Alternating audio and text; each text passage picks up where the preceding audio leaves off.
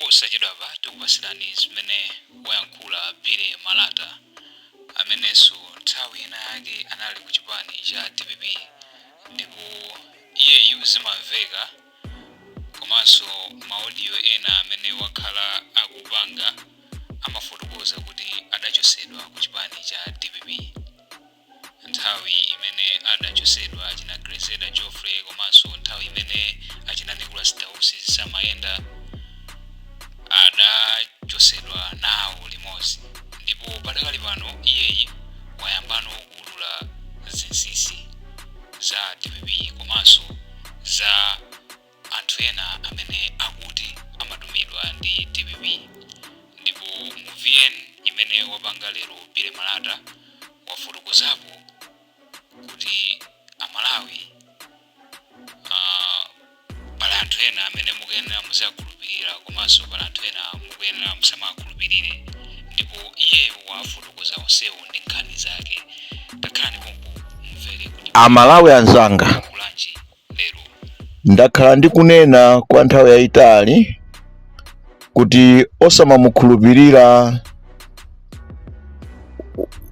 Bakili Muluzi TV, osamukhulupirira Mntanyiwa ali Mpopo FM, osakhulupirira aboni Kalindo, osakhulupirira ashumba, osakhulupirira wina aliyense amene ali mu timu iyi imene imakhala ikubweretsa mabodza.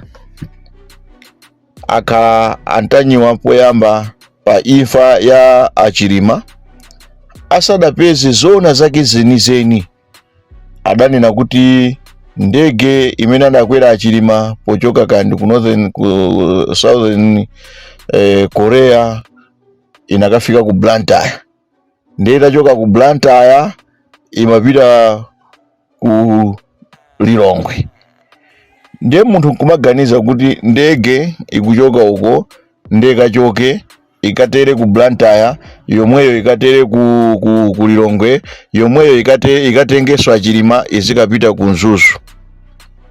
Analibe information koma amathamanga ndikumangonena kuti nkhanga zaona, ndikumatinamiza ife nkumakhulupirira, ndikumayenda mmabodza amenewo. Now apapa Mntanyiwa ife titayankhula kuti a president sakudwala, a president ali bwinobwino, ena anayankhula zamwano zambiri, ndipo Mntanyiwa mokhala chete kuti apeze information yeniyeni anabwera ndikumapitiriza bebodza, ndikumanena kuti panopa a president ali ku Garden City, panopa atolankhani athu ali kumeneko, maminista akusonkhana ku Kamuzu Palace. Zimene ndimafuna zikusimikizira kunena kuti zonse zimene amanena Mntanyiwa ndi zabodza. Zandimvesa chisoni kuti mmene ali aboni Kalindo ndikumakanamizidwa ndithu, mpaka nawonso ndikumakatulusa audio aya malume anga amadwala, nde ndinalandira foni koma anthu amasekerera, anthu amavina, ndimakaona ngati kuti zimene akunenazo ndikuti iwo amakhala ndi information yokwanira. Zaoneseratu kunena kuti zimene anthu awawa amanena ndi zabodza, palibe chimene amachitulusa chimene chimakhala choona. Ndikupempheni amalawi anzanga, chonde mupanga ziganizo zolakwika pofuna kumvera zamabodza zimene akumapanga anyamata amenewo. Mulowa m'mavuto osayenera kulowamo chifukwa chongokhulupirira zamabodza zimene anyamata amenewa akubweretsa. Ndipo tikamanena kuti apolisi mukuchedwa kumanga anyamata amenewa, zikuoneka ngati kuti tikuwafunira zoyipa anzathuwa, koma tisakhale moyo wokhala m'mabodza, ndiye tizikhulupirira mabodza awo kumayenda m'mabodzamo. ndekuti dziko la Malawi sitikulichitira ubwino. Sizoona kuti ngakhale anthu atafuna kuti mwina azakondwe pa imfa ya munthu, nde ikakhale ijiona kuti aboni Kalindo, Mntanyiwa akakhale pa forefront ndikumakanena kuti a president amwalira ndi cholinga chonena kuti iwowo zawo ziziwayendera. Chimene tapeza ndionera kuti aboni Kalindo, Mntanyiwa ali pa business imene akumapeza ndalama popusisa mtundu wa Malawi. Mose angadzukire ayayi kamufuna kundimanga ndimangeni, zichizomachita kuoneratu kuti izizi za madrama, izizi zinzongofuna kuti iwowo azingopindula akuti azionesa ngati kuti akuteteza ena ake pamene asakuteteza dziko la Malawi.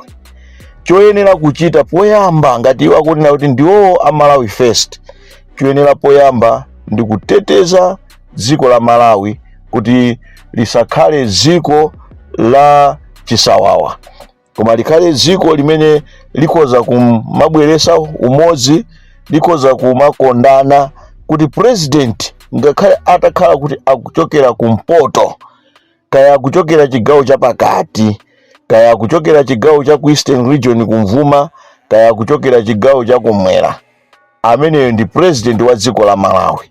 Ndipo zisankho zimachitika dziko lonse, ngakhale atakhala kuti kandi ku Blantyre adapeza 10 votes, ndekuti mavoti amenewo adampangisa kuti president yo awine. A Dr. Michael Usi mudzina lauti Manganya adanena kuti upresidenti ndi mpando umakhala ulipo kale, ndipo munthu amangochoka uko ndikupita kukaukhalira. Ndikukhulupirira kunena kuti izi zikhoza kutithandizira kuti timvetse bwino kunena kuti upresident ndi wokhalapo kale, whether pali achakwera upresident ulipo kale, chifukwa mpando ulipo, amangochokapo ndi wina nakaukhalira wina. Ndimaganiza kuti anthu ife kuti tisakhale anthu odwala mutu, kuti tisachite kufika mpaka poonda, tinafunika kuti mwina tizivomereza kuti tayaluza zisankho, ndi tizivomereza ndi kuyamba kukonza mavuto a chipani chathu pofuna kukonzekera zisankho zina zimene zikubwera kutsogolo. Koma chisankho chikatha lero, mawa kuyamba kampeni, izi zikutipwetekesa mutu, ndipo sitimakhala tikudziwa kunena kuti kodi mawa kubala chani. Situation imene anthu tikhoza kukhalapo lero simene tingathe kukhala mawa. Ndiye tikamanena kuti today is today, osapanga decision ya mawa chifukwa sudziwa kuti mawa libala chani. Koma anthu pano akumapangiratu decision ya 2025 osadziwa kuti pofika 2025 kubala chani. Kutheka 2025 amene angazakhale president sangazakhale amene tikumufuna, amene tisakumufuna ndi amene azakhale president. Nde iweyo amene ukumaona kuti koma uyu ndi amene angazawine, umazakhumudwa, adumayamba sikulo mwero kuyamba di kampeni poganiza kuti wakoyo ndi amene anali oyenera. Koma zisankho zimatha ndikupezeka owina kapena oluza until zisankhozo zili over. So president wa dziko lino la Malawi, whether one wants it or not, president wa dziko la Malawi lino ndi Dr. Lazarus Chakwera. Kwa inu amene mmakhala mukutumiza zithuzi zosiyana-siyana, aya kundi ku Garden City, aya kupita ku America, ati akakonze thupi, aya akachoka pamenepo, aya ku State House sikuli bwino, ku State House kwa ola. Ndi kodi lero mwamva bwanji mutaona president akuyenda bwino akuonesa kuti ayi alibe vuto lina lililonse? Action speaks louder than word. Ndikukhulupirira kuti zimene achita a president mpaka kupanga ma push-ups zaperekeratu picture yonena kuti ngakhale wina aliyense sangafike pozakhulupiriranso aboni Kalindo, sangafikeso pomakhulupirira Mntanyiwa, sangafikeso pomakhulupirira ma mercenaries, anthu amene wawa amene akufuna kuti ati ntchito yawo ikhale kuwononga state president ndi boma limene lilipoli. Mwakhala mukumva inuyo zimene akhala akunena anthu ena amene ali a DPP, ndi kumakabwera kumakapanga press conference, ndi kumakakamba nkhani zokhuzana ndi corruption. So ifeyo enafe takhala tikudabwa kuti koma zoona a DPP angaganize kuti atha kuima pachulu ndi kumakanena kuti tiyeni tiyatsutse awawa akupanga corruption, pamene okhaokha akhala kunenana kuti mulonda wa president olandira 500,000 mpaka kumakakhala ndi magalimoto 40 zona kulidandaulira dziko la Malawi.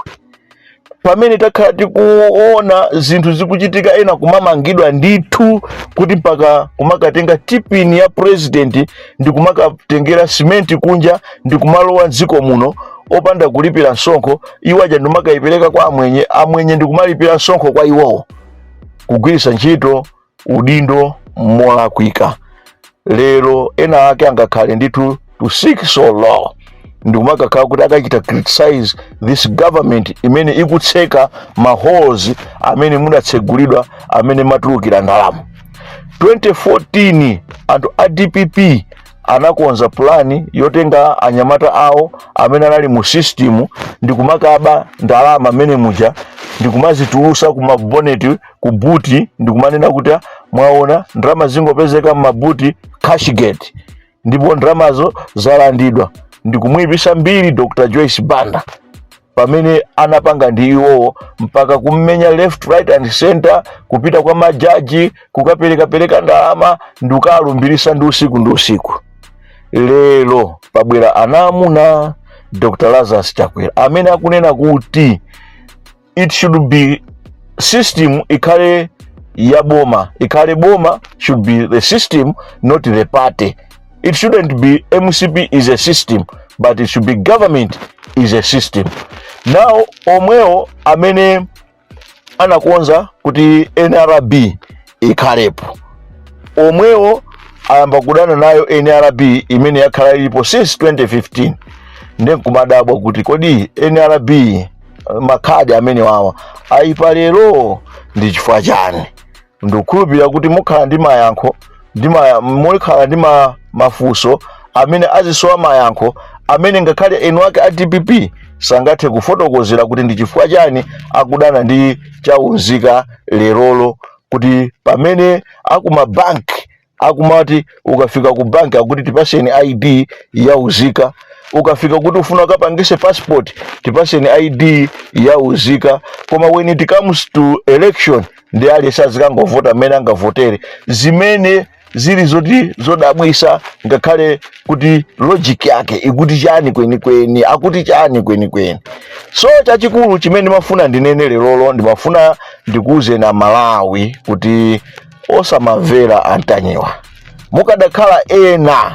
Mukadakhala ena ngati mene ndilili ine ndi apabanja panga, kunali kuja kuonena kuti ngakhale mutakhala kuti mukudziwa kuti Mntanyiwa amakhala apa, mukadakhala ena kunali kumupereka kaya ndi kwa polisi, cholinga agwidwe, system iyi itheretu, mwano umene utheretu, chipongwe chimene chichi chitheretu, kusakonda dziko lino kutheretu, chifukwa anthu ogwiritsa ntchito maaudio akhalapo. Ndipo system imeneyi itabwera anthu ayankhula, koma sanayankhule mwano, kumangobweretsa nkhani za fake. Kutsutsana ndi boma sikolesedwa, kapena kulichita ma checks and balances kuboma sizolesedwa, ndizoyenera ndithu. That's the one role of the activists. Koma kutulusa nkhani za fake, ngakhale za munthu, nkhani zimene zili zabodza, zimene zilibe originality or genuinity yake, wina wake ndikumakaona ngati kuti akuti nde ma rights.